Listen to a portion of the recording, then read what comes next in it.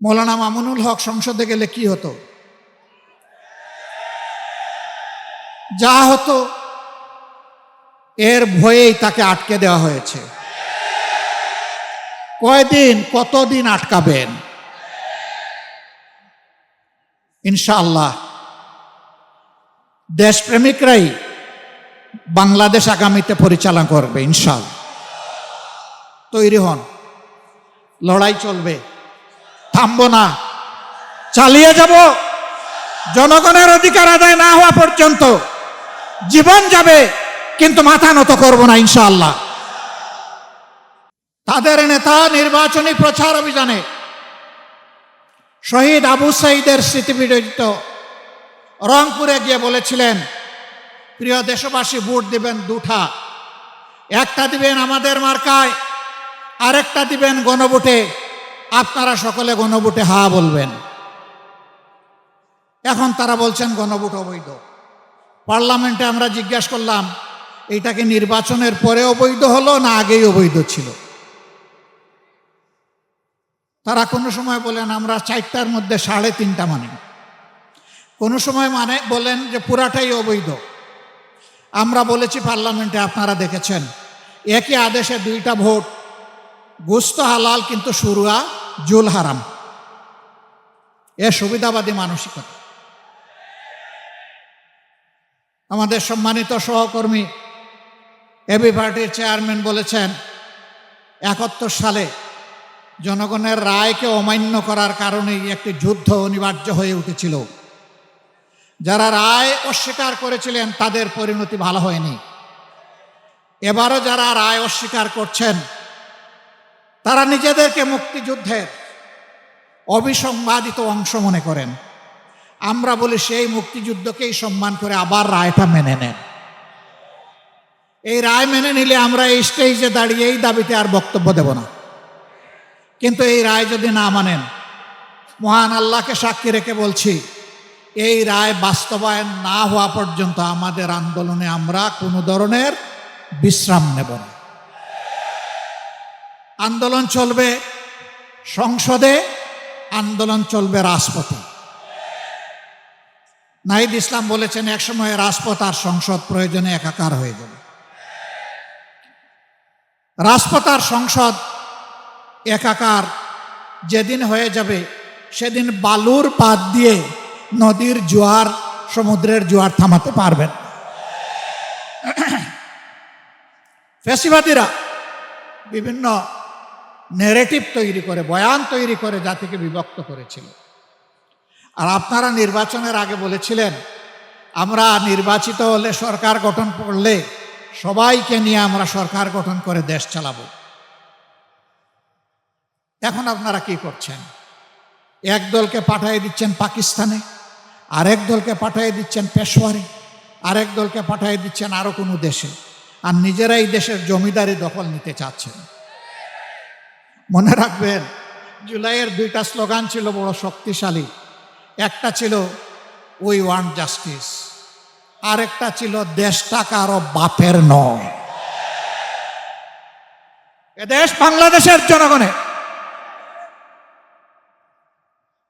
আধিপত্যবাদের দূষরদেরকে তাড়া দেখি শত শত আলিম উলামা বুকের তাজা রক্ত এবং জীবন দিয়ে এই দেশবাসীকে জীবন এনে দিয়েছে।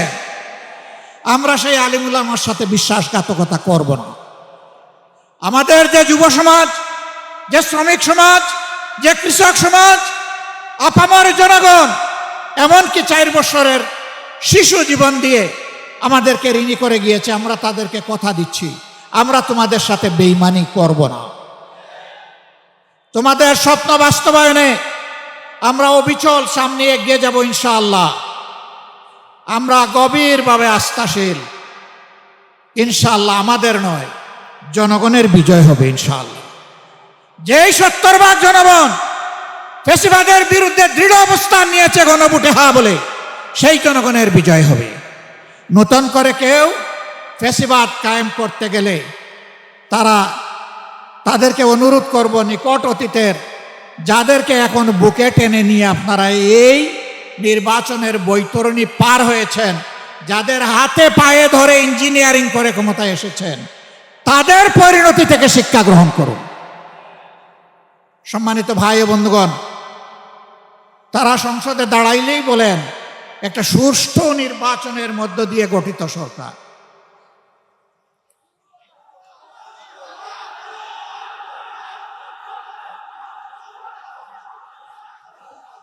সরকার যদি সুষ্ঠু নির্বাচনেই গঠিত হয়, তাহলে বারবার দাঁড়াইয়া বলতে হয় কেন? মেকিয়াভেলির একটা কথা আছে, তুমি যদি কোনো মিথ্যাকে এস্টাবলিশ করতে পারো, তাইলে একবার বললে হবে না, শতবার বলতে থাকো। হ্যাঁ, ইতিমধ্যেই রাজসাক্ষী দুইজন পাওয়া গেছে। একজন সাবেক সরকার, এই ইন্টারিম গভর্নমেন্টের একজন উপদেষ্টা, তিনি বলেছেন আমরা ওদেরকে মেইন স্ট্রিম হতে দেইনি, ওরা পাওয়ার কথা ছিল 168, আমরা এদেরকে নামিয়ে এনেছি 68-তে। তাইলে তিনি স্বীকার করে নিয়েছেন যে একটা নিরপেক্ষ সরকারের অংশ হয়ে তিনি দেশবাসীর সাথে বিশ্বাসঘাতকতা করেছেন। তিনি বলেন নাই যে আমি নামিয়ে এনেছি, বলেছেন আমরা নামিয়ে এনেছি বহু বচন। তাইলে বাকি বচনগুলা কারা? এদের চেহারাও জাতির সামনে আপনি একটু বলে দেন, একা এ দায় নিবেন কেন?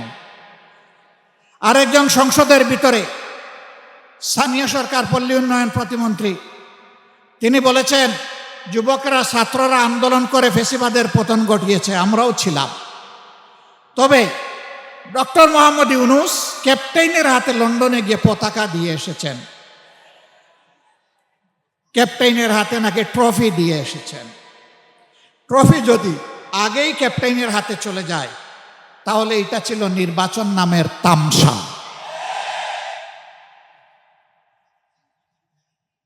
তারা স্বীকার করে নিচ্ছেন। মৌলানা মামুনুল হক সংসদে গেলে কি হতো? যা হতো, এর ভয়েই তাকে আটকে দেওয়া হয়েছে। কয়দিন, কতদিন আটকাবেন? ইনশাআল্লাহ দেশপ্রেমিকরাই বাংলাদেশ আগামীতে পরিচালনা করবে ইনশাআল্লাহ। তৈরি হন, লড়াই চলবে, থামবো না, চালিয়ে যাব। জনগণের অধিকার আদায় না হওয়া পর্যন্ত জীবন যাবে, কিন্তু মাথা নত করব না ইনশাআল্লাহ। আজকের এই সমাবেশ থেকে আমরা আরেকবার প্রতিজ্ঞা নিলাম, ইনশাআল্লাহ জুলাইকে সম্মান করব, বুকে ধারণ করব, জুলাইয়ের সাথে বেঈমানি করব না।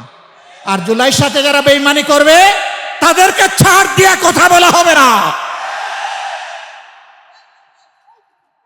বিশেষ করে যুবকদেরকে অনুরোধ করব, তৈরি হন। বলবেন আর কতবার জীবন দেব?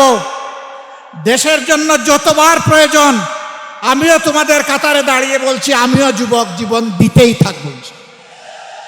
বিড়ালের মতো বাঁচতে চাই না, 100 বছর, 1000 বছর, সিংহের মতো বাঁচতে চাই 1 সেকেন্ড।